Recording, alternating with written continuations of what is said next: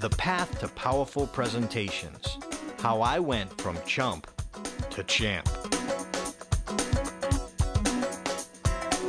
Hello, my name is Darren LaCroix, and on August 25th, out of 25,000 contestants from 14 countries, I was fortunate enough to be crowned the 2001 World Champion of Public Speaking.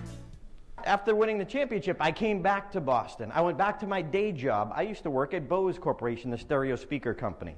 And this coworker walks up to me and she says, Darren, she says, congratulations. You're lucky to be able to get up in front of an audience and speak like that.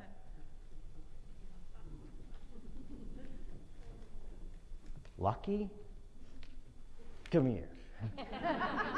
You have no idea. See, so many people think you're born with it or you're not. You're born as a great orator or you're not. You're born as a funny person or you're not. And it's not the case. It's a process. See, there is that 1% who are naturals. I hate them too.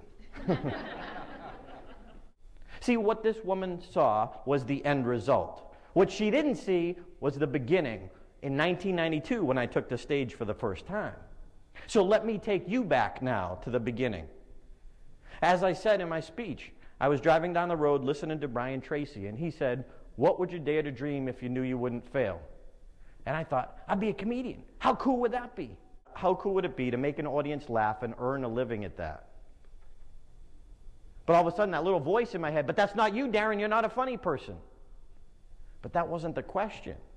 The question wasn't, what will you be good at? What do you think you'd be good at? The question is, what would you dare to dream if you knew you wouldn't fail? So I thought, I'd be a comedian. That'd be the ultimate. So let me ask you a question. If you wanted to be a comedian, if that was your hope or dream or desire, who would you go to learn how to be a comedian? Who would you go to? Anyone? A comedian! Yes! Doesn't that make logical sense? That's so perfect. It's so real, so simple. So guess what I did? I went to my family.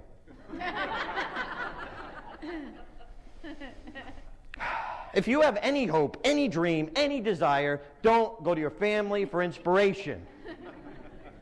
Well, see, the problem was, even though their heart was in the right place and they meant well, when I said that I wanted to be a comedian, they compared me to Jerry Seinfeld. Someone just thinking about it to someone at the top of their profession. It's not a fair evaluation, but it's human nature. And see, they thought they knew, and yet they had never been to a comedy show, never watched one on TV, and never known a comedian. So how could they possibly know that process? They can't. So the best thing is I didn't listen to them. Did you ever not listen to your family? Yep. So I decided if I'm going to be a comedian, I want to try this just once. It wasn't a dream at this point. It was just to get that regret out of my head later on in life. What if? What if I had? What if I could have made it happen? So I decided that on Friday night I would go ask a comedian. So I went to a little show in Worcester, Massachusetts. I walked up to the comedian on stage after the show and I said, hi, my name is Darren. I want to try this. What do I need to do? And he asked me a question. He said, are you funny? And I said, no way. I learned in comedy later on, that's important. But what he explained to me is at the beginning, being funny has nothing to do with it. You know, to be a great presenter, at the beginning, being great has nothing to do with it. It's the willingness to get up. It's the willingness to put yourself in that uncomfortable situation. The willingness is really what's important. Advice he gave me that I loved, he said, Darren, what you need to do is go to open mic nights and watch other people who are just starting out. Well, duh, doesn't that make sense? Now I'm comparing me to someone else who's just starting out. Now that's fair. So I said, let me do that. So on Sunday night, I went to Stitches in Boston, Massachusetts. And I watched people go up for their first time. Ladies and gentlemen, they sucked. And immediately I thought, I could do that. You know, I could go up on stage and drool on myself. It inspired me. So I read the book. I studied for 2 months. It was April 26, 1992, Stitches, Boston, Mass. Do you ever have a moment in your life where it turns into slow motion? This was that moment for me. I'll always remember the comedian introducing me. Ladies and gentlemen, please welcome to the stage for the first time, Darren LaCroix. And I came up from this side of the stage.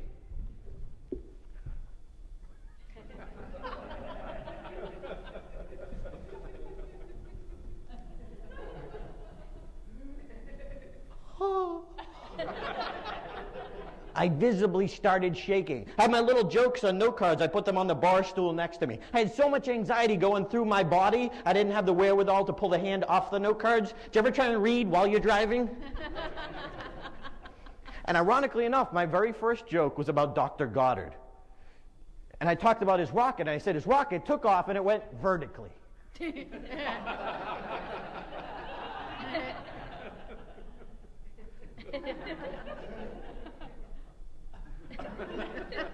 Those of you playing at home, this is horizontal. So I did one thing, and I said the exact opposite, and at that instant I realized I messed up, and I just said, shoot. Well, all right, it's not a direct quote, but you can fill in the blank. I said, all of a sudden everybody laughed. Why are you laughing? That's not where you're supposed to laugh, but I'll take it. That was the only laugh I got that night. Thank you. As I walked off stage, this man put his arm around my shoulder. He said, "Don't worry, man, it's just your first time." I remember thinking, don't worry, it's just my first time. Did you see what I did? I got a laugh. I am the king of comedy. Why so often do we let other people tell us what success is? See, everyone there that night thought that I bombed. I looked at it differently. I got a laugh. And no one told me I could do it, even though it was a mistake. In that 5 minutes of time, I had one thing that worked. If I could get rid of everything else that didn't and figure out how to reproduce the one thing that did, I could do this. And I've been doing stand-up comedy ever since that night. Folks, that is the mindset that brought me to becoming a champion. That I stopped worrying about how did it go today, and I worried more about 10 years down the road. Now, when I tell people the story of my first time on stage, a lot of people think, well, he's a comedian, he's over-exaggerating, it couldn't have been that bad. Well, guess what? I brought proof. I'm going to show you the most powerful 57 seconds of video you've ever seen. It will feel like an hour. But before I show you this video clip, I want to clear up a couple things right away. Number one, this was 1992. A lot has changed. And number two, I am fully aware that parachute pants are no longer in fashion. So let me take you now to that moment in 1992.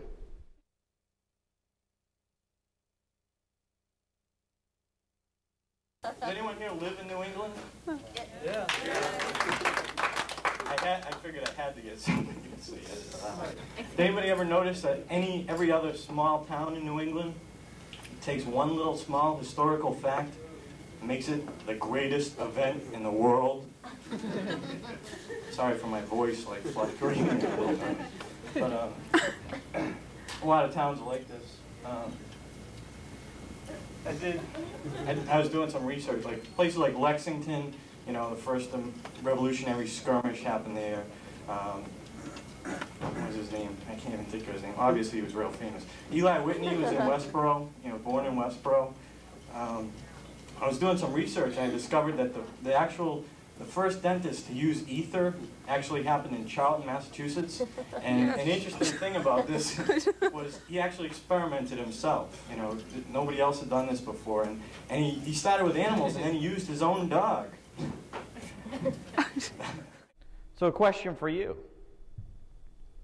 If I can go from that to winning the world championship,